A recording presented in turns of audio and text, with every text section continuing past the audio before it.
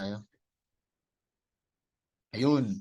Guys, yun kagaya ng sinabi ko last time, yung gold at saka Euro USD, GBP USD, tapos AUD USD. Ano yan guys, opposite yan sila sa USD CHF. Kaya pag bumabagsak to, lumilipad sila. Yan, pag lilipad naman to, bumabagsak sila. Kaya tingnan nyo guys. Kaya kung magti-trade man kayo, pwede nga kumbaga opposite. Ito bibigyan ko kayo ng clue Pero lagi ko naman to sinasabi. Kunwari, magbabay ka dito sa Euro USD. I-check mo yung USD CHF. Yan, kung palipad ba. Kung ano ba yung nangyayari sa TA mo. Kunwari, may mga time na hindi ka sigurado. Kunwari, TA mo to, hindi ka sigurado sa GBP USD. Pupunta ka sa Euro USD kasi halos same lang sila ng galaw. Tapos, pag hindi ka parang sigurado, pupunta ka sa USD CHF. Sa opposite nila. Pag alam mong palipad to, edi mag-sell ka dito. Pag alam mong palipad din to, parang mag-opposite lang sila. Parang ganun lang. Sa akin, ganun yung tinitiik ko. Kunwari, nakita ko na pabagsak to. Naghahanap ako ng buy opportunity dito. Minsan sa gold. Kasi yung gold kasi minsan guys, may sariling mundo to. 80% same sila nito. Pero 20% hindi. Parang napag-iiwanan. Pero pag gumalaw naman yung gold, sunod-sunod naman. Yan. Opposite sila, opposite. Okay.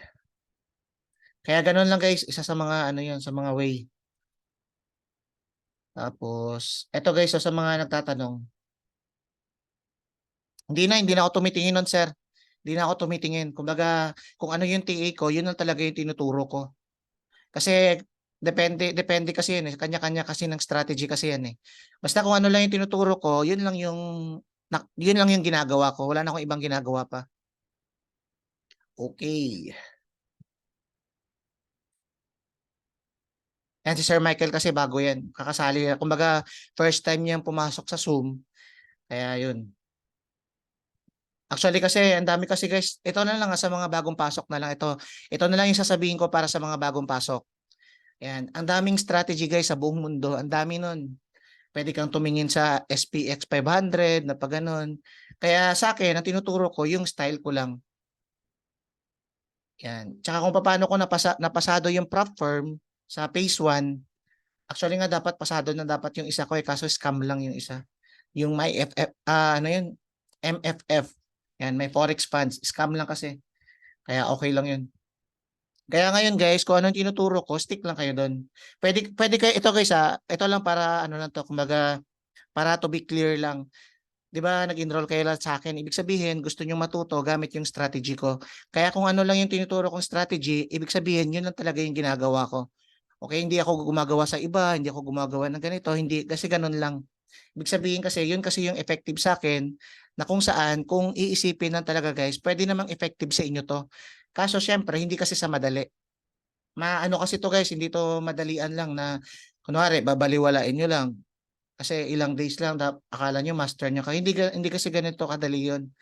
It takes, mga 6 months siguro, 2 to 3 months.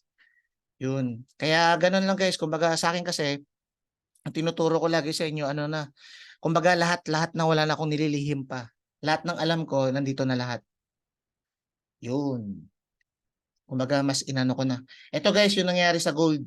Yan, bakit ko sinabi na bullish breakout? Yan. Una, gagamitan natin yan ng malupit na TA. Pupunta tayo sa 1-day time frame. Ito lang 'Di ba sa recent na natin, lagi kong sinasabi to. 'Di ba sa recent na natin guys sa Zoom natin, sabi ko, magsasabi ako ng buy dito, magpo-position ako ng buy pag may nakita akong bullish breakout, valid breakout sa ganitong area. Yan, alam na nila yan. Yan, dito yan. Yung 1-day time frame natin, meron ditong order block or tinatawag na demand. Kaya ibig sabihin dito, nag-expect na ako ng buy position. Pero syempre, hindi tayo basta-basta pumapasok agad dyan. Yan, may mga confluence tayo dyan. Bago pasukan. Yan, pero dito, kumbaga buy opportunity na talaga hinahanap ko. Kasi sagad na to. Ito, nakita nyo guys ito OB to, order block. Or yung tinatawag natin na demand zone. Yan. Ibig sabihin dyan nag-trade yung bangko. At the same time, ito guys, so sagad na, nandito na siya sa pinaka blue box. As in, sinakop niya na to. Yan, sa mga laging uma-attend, alam na nila yung mga diskarte ko dyan. Yan. Pag sinakop niya na yan, kasi automatic magbabay na ako dyan. Pero, hindi basta-basta yon kasi gumagamit tayo ng pot dyan. Yan. Ito lagi, ginagamit ko to, yung ginaganito ko lagi. Yan. Dahil dito, ito yan. Yan, tapos ito. Wait lang. Ito. Yan. Ito. Basta alam niyo na yan guys, sa mga nakaka-attend. Ito guys, yung ginagamit natin na pot. Ano to, para malaman mo kung valid or fake breakout. Tapos nilalagyan natin ng line yan. Ayan, line. Zoom in natin. Itong candle na to guys, oh. Itong candle na to, BIC to. Very important candle. Yan. Or ito, same lang naman eh. Tapos, ang gagawin mo dyan, iso-zoom in mo ng maigi. Para at least makita natin talaga kung nag-breakout. Yan. Ito guys, oh. Pansinin nyo ha. Ito, iso-zoom ko to. Yan. I-zoom natin pa, i-zoom. Yan, i-zoom pa natin. Titingnan natin kung nag-breakout ba talaga o fake lang. Okay, guys, ito ha. Kitang-kita nyo mismo ha. Kaya guys, iso-zoom, lagi nyo iso-zoom yan. Yung candle na yan. Okay? Pagka-zoom nyo, ito guys, nakita nyo, di ba lumagpas? Lumagpas. Tapos, ibig sabihin, paglagpas niya, ibig sabihin, nagkaroon na tayo ng valid breakout. Ang gagawin nyo dyan, ito kasi medyo may konting FOMO lang dito, pero okay lang naman. Itong candle na to, o itong candle na to, pwede. Pwede nyo kukunin box yan. Pero sabihin natin, ito na lang. Ito kasi yung pinaka-latest eh. Ito yung pinaka-latest. Bago siya bumagsak. Yan, kukunin mo yan. Tapos, ibabox mo yan, binabox. Yan, ibig sabihin, ito i-replay ko ah.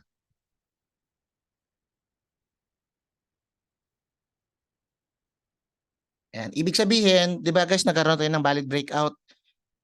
Yan, ibig sabihin dyan, anytime, kahit lumipad pa to, basta bumagsak sa dito sa green, pwede nang lumipad yung price. Pero dito pa lang kasi, ano na yan, pwede ka na mag-entry dito eh, kasi konti lang naman yung breakout eh.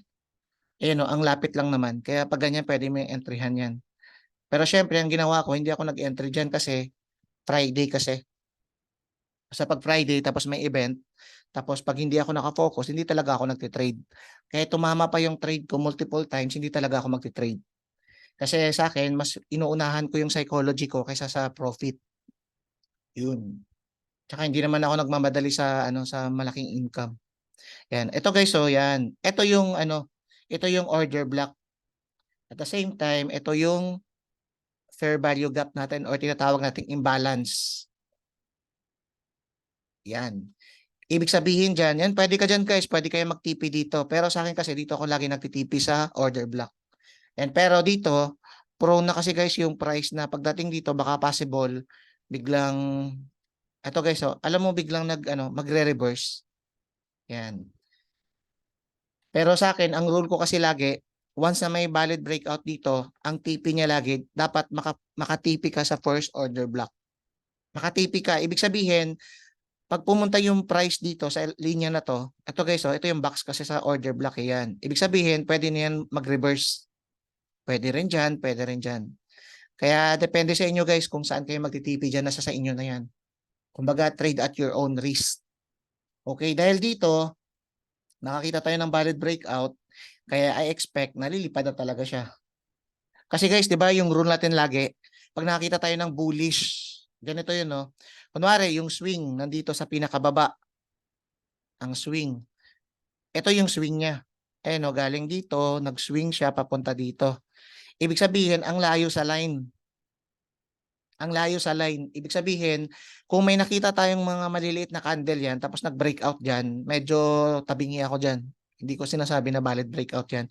Pero kapag binigyan tayo ng isang candle na kahit malayo yan, pero solid, breakout, tapos may volume pa, yun, ituturing ko yun na valid breakout.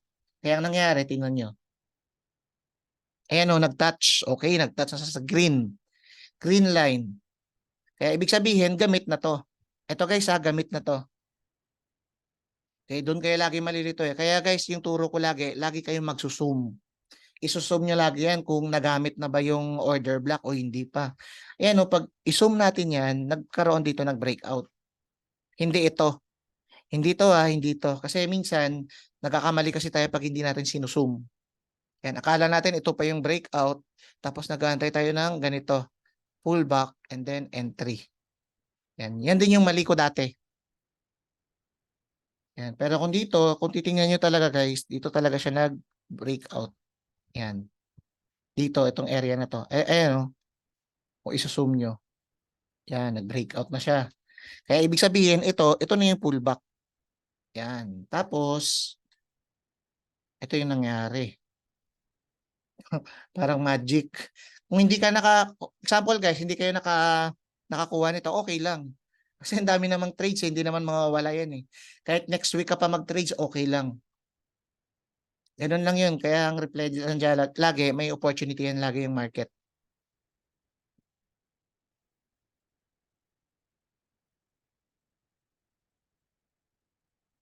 Saan yung last swing, sir? Ito. Ganito kasi yan, sir. Kasi yung strategy kasi natin, sir, ganito lagi yung tinuturo ko.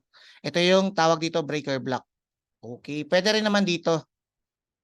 Yan. Ang tanong kasi ni sir, ba't hindi daw ganun? Yun kasi yung strategy natin, sir. Kumbaga, yun yung ibig sabihin, tested multiple times na kasi. Kumbaga, sir, kung may nalalaman mo kayo, sir, sa mga ganong klaseng technique o ganon, pwede niyong gawin yun, sir. Pero ito kasi yung style ko, ito kasi yung strategy ko na ginawa, ito kasi yung matagal ko nang ginagamit. Yan. Okay. Basta sir, kung ano na sir, nakikita mo, yun na lang. Ano to ba? Plan 4. Plan 4 to. Ay, hindi, kahit ano naman eh. Plan 1, ito guys ililinawin ko lang. Yan kasi matanong si sir, bago pa lang. Yan. Kung ano yung ibibigay sa'yo ni market, for example, ganito. Di ba yung lagi kong ginagamit, yung plan 4? Yun talaga yung lagi kong ginagamit. Pero kung anong ibibigay sa akin ni gold na setup, yun yung iti-trade ko. Kunwari, bibigyan ako ni gold ng plan 1. Di doon ako magfo-focus. Kung bibigyan ako ni gold ng plan 2, yun yung hahanapin ko. Depende kasi bakit ko ginagawa yan? Bakit ganun yung style ko? Kasi kabisado ko kasi yung strategy ko. Okay. Sir, ano na lang sir palimit na lang muna sir ng tanong para dire-diretso kasi tayo. Yan. Ito lang sir, W at saka M. Okay.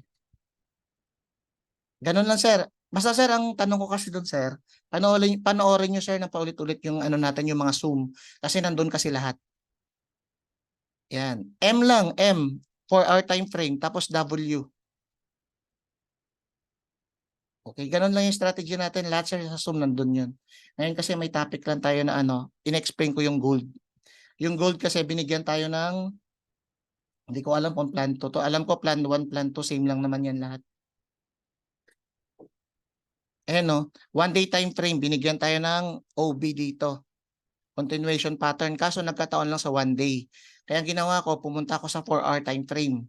Ayan, maghahanap tayo dyan ng W. Okay, saan ba yung W dyan? Ito lang guys. Yan, ito, yan. No? Pag titingnan mo, W yan. Pero sa actual na price, kung titingnan nyo talaga, parang hindi sa W. Pero ganun lang naman talaga yung takbo dyan ng price. Yan. Okay. Ayan, nawala na ako sa topic. Yan, okay lang yan. Basta guys, pag-aralan nyo lang na maigi yung strategy natin kasi hindi yan kasi madali. Ang sekreto dyan, paulit-ulitin nyo lang panoorin. Yun. Ngayon, maghahanap tayo guys ng ibang mga entry. Yan, yun yung topic natin ngayon, kaya tayo nag-zoom. Kasi ngayon, kumbaga hindi ko to naabutan, pero at least, nakita nyo naman 'di ba kung gaano ka-accurate yung mga trading ideas natin. Sa mga bago, ano lang guys, matiyag muna kayo guys. Kumbaga pag-aralan niyo muna yung mga ano kasi yung Zoom kasi natin, lahat ng replay nandun sa YouTube channel ko. Pinapasa ko naman diyan sa inyo. Tapos meron din tayong mga video tutorials. Panoorin nyo lang yun guys, huwag lang kayo magsawa. Ang pinaka ano lang doon, ang pinaka side effect lang kasi doon, pag nagsawa kayo, medyo mahihirapan talaga kayo nun. Okay, yan. Ngayon guys, ito na. Ito live na to ha, live. Ipapakita ko sa inyo kung paano ako mag-trade ulit. Sa mga bago ha, sa iba, sawa na to pero okay lang. Kasi ano naman sila, empty cap. Ito sa mga bago, ang dami kasing bago. Ipapakita ko sa inyo kung paano ako mag-TA. Kung ano ba yung hinahanap ko. Ngayon, kaka-open ko lang ng ano, nag-meditate na ako, tapos nag-exercise na ako, tapos na, okay na. Bago ko open yung PC ko, make sure lang na nakafocus ako. Ganon lagi. Pag hindi ako nakafocus, hindi ako magti-trade. Kaya ngayon, nakapag-meditate ako, nakapag-exercise ako, kaya ngayon naghahanap ako ng opportunity. Okay. Ang una kong ginagawa, syempre, ang ginagawa ko, yung paborito ko sa lahat, 4-hour time frame. Ang hahanapin ko sa 4-hour time frame, ito yung strategy natin sa 4, plan 4. Yan, ang hahanapin ko, MW lang. Ganun lang kasimple, tapos na yung usapan. Wala nang explanation, M at saka W lang. 4-hour time frame. Okay, ngayon maghahanap tayo dito. Ito guys, may nakita tayo guys, di ba? Kaya I expect na possible baka bumagsak pa to, baka pwede nga gumanito eh. Hindi natin alam. Tingnan natin guys kung may OB dito natira. Kung may naiwan na imbalance pala. Okay, buti wala naman. Kasi possible balikan yan eh. Okay, wala na. Medyo okay na siya konti. Okay. Yan. W lang guys, MW lang. Ito possible siguro. Ito guys ah. Yan. Dito sa linya na to, ito yung order block, ito yung imbalance. Imbalance. Or FBG, same lang naman yan. Yan, same lang naman yan. Ito. Yan. Tapos dito, ito yung OB. Order block or resistance. Ito, yan. Ito yon. Ang rule natin sa counter trend, sa plan 4 natin guys ha, plan 4. Maghahanap tayo ng W. Yan, pagka nahanap tayo ng W, pwede natin yan i-counter trend. Ibig sabihin, pwede tayo magsisell, pwede tayo mag-sell pwede tayo mag-sell, tapos ang ending yan, buy pa rin tayo. Ito yan. Titingnan ko tong maigi. Kung valid to sa akin, pwede kong kukunin yung sell, baka possible kasi 'di ba gamit na to? 'Di ba gamit na 'yan. Possible kasi ito balikan niya. Ito yung unang OB. Gamit na 'yan. Pero ito yung pangalawa. Ito yung pangalawang OB. Hindi pa to nagagamit. Yan. Pwedeng balikan 'yan or ito. Yan. Okay. Ito gamit na kasi to. Pero I expect kung magsisell man ako, dito siguro ako magtitipi sa imbalance. Ito guys, so may nakita ko yung imbalance. Ayan, merong naiwan dito na imbalance sa 4-hour time frame. Hindi pa to nababalikan yung imbalance. Kaya possible, sumakto naman yung imbalance at saka sa OB. Yung OB kasi gamit na. Pero yung imbalance kasi namuo siya dahil dito sa dalawang candle na to. Ito. Itong candle na to at saka itong candle na to. Wala pang nakakabalik dyan. Ayan o, wala pang nakakabalik. Kaya possible siguro pag nakakita ko ng 1-hour time frame or 15 minutes sa area na to or sa area na to, pwede ako mag-sell dito. Basta valid valid. Ito guys, ang number 1 doon. Masterin nyo yung valid and fake out. Valid breakout and fake breakout. Masterin nyo lang yan. Nandun naman explanation eh. Lagi ko naman sinasabi yan. Basta makakita kayo ng valid momentum. Bearish man o bullish. Okay. Yan, pag nakakita ko dito, ika-counter trend ko yan, magtitipi siguro ako dito sa area na to. Sa area na yan. Siguro ang gagawin kong position dyan, Kahit saan dito ha, imbalance man or order block. Kunwari, magsisell ako dyan. Example lang. May nakita kong ano dito. Ito siguro sabihin natin na dito na lang. Yan. May nakita akong yan, market shift or change of character sa 1 hour time frame. Yan. Pwede ako mag-entry dito. Yan. Example lang. Ito yung stop loss. Tapos TP ko siguro dito. Yan. At least 1:2. Yan. Okay na ako dito. Yan. 1:3. Tapos, pero ang pinaka main bias ko guys is long. Long position. Tapos dito, maglo-long ako. Maghanap ako dito ng change of character ulit. 1 hour time frame. Yan. Maghahanap ako dito and then dire-diretso na. Dito ako maglo-long. Stop loss dito. Tapos take profit. Pwede dito or dito. Yan. Ganun yung game plan ko guys sa gold naman, sa gold. Okay. Ang gamit ko lang dyan guys yung plan 4 natin. Yan. Counter trend, sell. Tapos pinaka-trend niya is buy. Okay. Ganun lang. Yan yung game plan ko sa gold. Tapos dito naman sa iba, tingnan natin kung meron.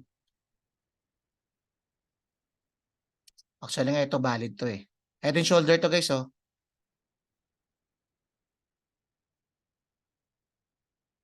Wait lang.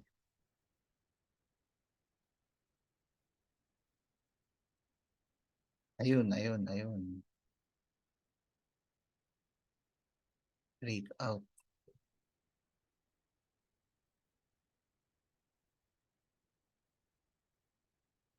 USD CAD guys, kung ma-FOMO man kayo dito, okay lang. Ito hindi ako fanatic ng ano eh, ng head and shoulder eh. Pero bearish yung bias ko dito. Kasi kung titingnan mo sa 1 day time frame, ito guys oh. So 1 day time frame guys, pag may nakita kayong tatlong sunod-sunod, ito kasi yung week niya. Tapos nag-candle close pa dito, below. Tapos pag nag-candle close pa yan dito mamaya, yan. Dito sa line na to, pag nag-candle close pa to, possible magkakaroon lang yan ng konting reversal. Tapos babagsak yan. Pero ito siguro sa 4 hour time frame, hindi ko to iti-trade. Okay. Hindi ko muna. Okay muna ako sa gold. Ito yung game plan ko sa gold kanina. Ganun lang. Sell at saka buy. Sa Euro USD.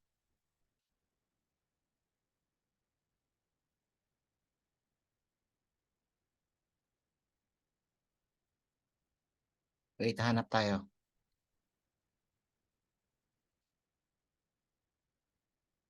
Ito oh, sana oh. Ito guys, pag gumana to ah. Ito tingnan nyo guys ah. Ipapakita ko sa inyo. Kung gaano kalupit yung strategy natin. Yan. Ito, pag titingnan nyo, yan, ganyan, W. Yan, W.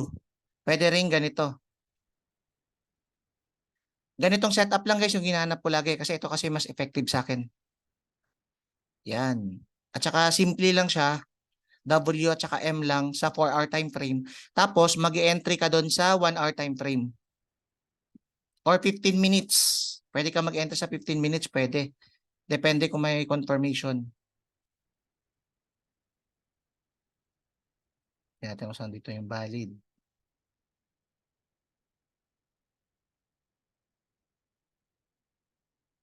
Ayun, ito, confirmation.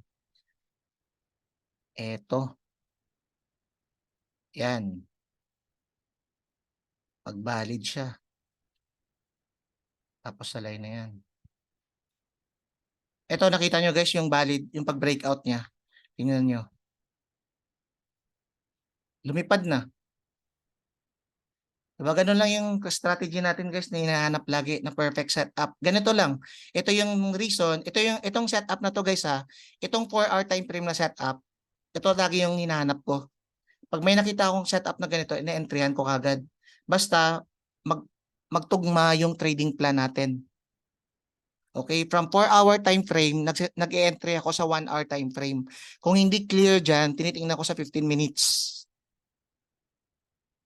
Yan, ulitin ko na lang sa mga bago. Yan, naghahanap ako ng W. Yan guys, W.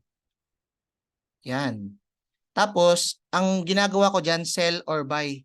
Di ba guys, sa mga iba, alam nyo na yan, nakasell ako dyan. Pero yung buy, hindi ko yan nakita talaga. Pero yung sell, nakuha ko to. Nakuha ko yung sell, free yung ano natin dyan, free trades tayo dyan. Bakit free? Kasi, nag-sell ako dito sa area na to. Resistance kasi yan ayan. Resistance, ito yung support. Okay. Ito guys, nakita nyo to, di ba? Ang tawag dito order block. Breaker block pala, sorry. Breaker block. Tapos may nakita tayong imbalance dito. Yan, imbalance. Yan, okay. Dito, naghanap ako ng valid breakout. Dito, bago ako nag-sell. Ang ginawa ko, bakit ako nag-sell dyan? Ito. Galing dito. Yan, yan. Tapos, ito. Ayun, nagkaroon tayo dito ng breakout. Ito. Nagkaroon tayo dito ng ano guys, change of character. Ito guys, ano lang to, noise lang to. Noise lang to ng market para malito kayo. Ito. Ano yan parang ang tawag dito, parang gap kasi weekend yata. Yan. Ang pinaka-importanting candle dito, ito. Okay. Ito guys, tandaan nyo to Hanapin nyo lang lagi yung pinaka-importanting candle. Guys, pag wala kayong makitang setup sa 4-hour time frame ng M at saka W, huwag kayong mag-trade. Hayaan nyo lang. Okay lang kahit walang trade sa isang araw. Hindi kailangan mag-trade araw-araw guys. Basta ang rules mo dapat, once may setup, doon ka lang mag-i-entry. Yan, ito guys sakto may imbalance pa Yan. Kaya ano ako dito sa gitna, yan, tapos ito yung stop loss ko. Tapos yung TP ko dito. Dito yung TP ko lagi. First order block. Yan, kaya nakuha natin yung sell. Sa buy naman, hindi ko to nakita sa buy Yan. Pero tingnan nyo guys kung paano yung setup sana. Ayan. Ito guys sa ganitong situation, ilaline mo na to. Ito yan. Ipat mo na yan. 1, 2, 3. Tapos nilaline ko na to. Itong ano to, itong bullish na to, yan yung pinaka-importanting candle. Ang gagawin mo dyan, lalagyan mo na ng line yan. Kaya pag binigyan ka ng breakout dito ng candle na solid, ano na yan, kumbaga sign na pwede nang mag-reverse yung market. Ngayon, ang nangyari, tingnan natin. Basta sa line na to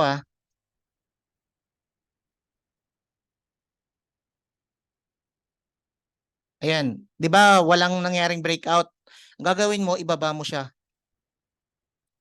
Ina-adjust kasi yan Ayan 1, 2, 3 tapos biglang umangat, sabay pa gano'n na.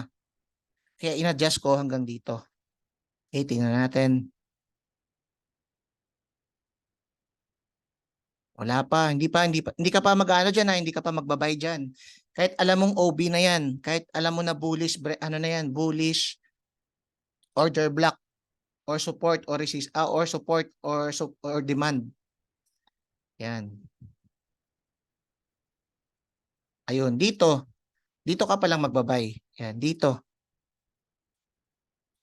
Yan. Ang rules naman dito, pag may nakita kayong valid dyan, number 1, pwede mong ipasok yung, kung konti lang naman kunwari, andito yung line, di ba? Nag-breakout yung candle hanggang dito. Yan, syempre, ang gagawin mo para maging mataas yung risk mo, risk-reward ratio mo, mag-aantay ka ng pullback. Ganun lagi kasi sobrang taas nun. Pero kung ganito lang, na malapit lang naman sa breakout, pwede mong ipasok, ito yung option mo. Pwede mong ipasok yung entry 1. Yan, pwede kang pumasok dyan, entry 1 na kagad. Ito yung stop loss mo dito. Ang TP mo, dapat dito makapag-exit ka kagad. Pwedeng dito, dito, dito, o saan dyan. Ito, yan, dito guys dapat makapag-exit ka kagad dito, dito, dito, o saan dyan. Basta sa ganyang line. Sa akin ang ginagawa ko, sa gitna lagi. Depende sa candlestick Pag sa tingin ko kasi sobrang taas ng candlestick na yan, possible aangat yan hanggang dito. Yan, depende na sa inyo yun. Yan, pwede nyo ipasok yung entry 1 dito. Magkakaroon kayo ng entry 1. Tapos pwede kayong mag-buy limit dito. Ito guys, oh. Yan. Pwedeng ganitong candle or ito. Pero ngayon ito kasi nakita ko pala. Sorry. Hindi pala to guys ha. Ito. Yan.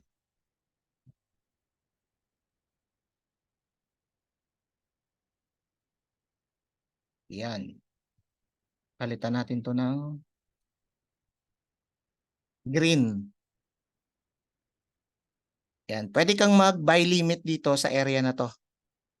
Okay. Entry 1, pwede kang maglagay dito ng entry 2, entry 2, entry 2 lang.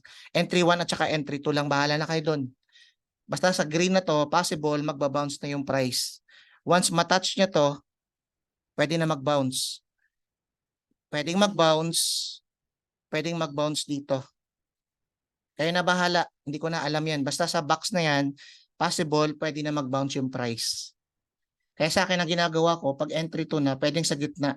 Or kahit dito lang. Kahit mga siguro mga 80%. Yan. Sa gitna kasi 50% eh. Dito medyo imposible na eh kasi breakout na yun eh. Laging sa gitna or dito. 50% or 80%. Yan. Lalo na pag nakapasok ka na ng entry 1 dito. Yan, kunwari dito, nag-entry ka, entry 2. Nag-limit ka. Natin kung ano mangyayari. Ayan, pasok. Binalikan lang yung imbalance.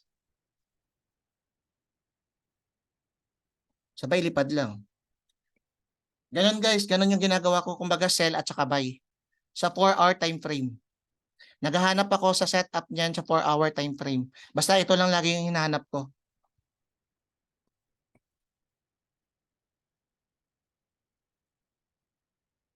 Paano po ba malalaman na breaker block? Ganito lang sir, oh. Ipapakita ko sa inyo. Yan. 1, 2, 3. Wait lang. Di ba sir, ano yan? Di ba? Ito sir, di ba nakita mo to? Ano to? Resistance. Yan. Parang order block yan ng sell. Order block yan ng sell ah. Order block to ng sell. Once na ano yan, once na nilagpasan niya na yan, na break na, ang tawag sa kanya, breaker block na. Ang tawag sa kanya, support na. Support na. Ganun lang, parang support lang siya at saka resistance. Pero ang ICT kasi at saka SMC, may kanya-kanyang tawag-tawag pa. Breaker block, ganun. Parang ending yan, support at saka resistance lang naman yan. Katulad nito, change of character sa SMC. Pero pag ICT trader ka, ang tawag doon, market shift. Market shift structure. Pero ang ending niyan, change of character lang. Ito sir, kumbaga parang ano siya, ito kasi OB to, order block to ng resistance, dahil nilagpasan na, ang tawag sa kanya breaker block na.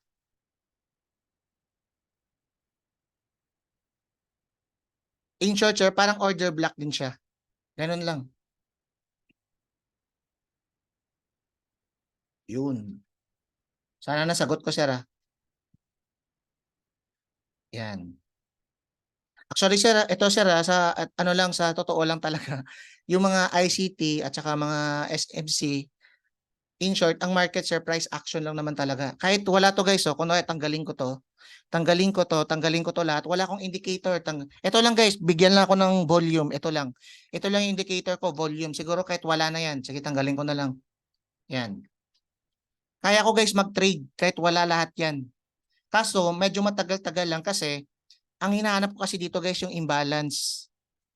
Kasi minsan kasi pag nag-trade ako, ito isa-isahin ko pa yan, ito. Nakita niyo to guys, imbalance to. Ito oh. Yan. Imbalance yan. Ito, yan. Medyo ano lang, medyo matatagalan lang. Pero sa akin, kahit walang indicator, kaya ko talaga mag-trade kasi lalo na pagkabisado mo na yung price action na tinatawag. Yun kasi importante sa lahat eh. Price action. Yan. Kaso dito, medyo malilito lang kayo ng konti kasi isa-isa yung ima-manual mo talaga guys yung imbalance. Okay. Always valid na ba yung breaker block kapag BO? Sa akin, sir, valid siya kapag wala pang nababalikan. Yan, kunwari, katulad nito. Ito yung ano.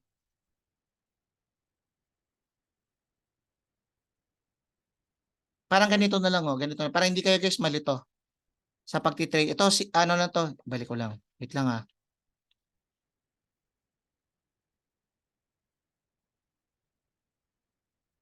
Ayun, okay. Binalik ko na. Ganito na yung gagawin natin. Ito na lang. Ito kasi guys yung plan 1 natin. Ito yung plan 1. Di ba may nakita kayong ano, kunwari sabihin natin sa 4-hour time frame or 1-hour time frame na lang sa 1-hour time frame. May nakita kayong ganito sa 1-hour time frame. Yan, di ba ano yan? Ang tawag diyan bullish. Palipad. Ang gagawin ko, dito ka mag-entry sa area na to. Yan, diyan ka mag-entry. Pag pumunta yung price diyan, or dito, pwede rin dito. Pero mostly kasi dito talaga yung malakas. Or pwede rin dito, yan. Sabi natin ganyan. Pag pumunta yung price dyan, sa 1-hour time frame to sabi natin 1-hour time frame to, okay. Yan. Pag pumunta yung price dito, sa area na to, bababa ka agad sa 15 minutes. Ibaba mo sa 15 minutes. Pag may nakita kang valid na breakout dyan na W, change of character, basta valid Kaya guys, masterin nyo lang yung fake at saka valid. Magbabago na yung trades nyo guys, kahit simple trades lang.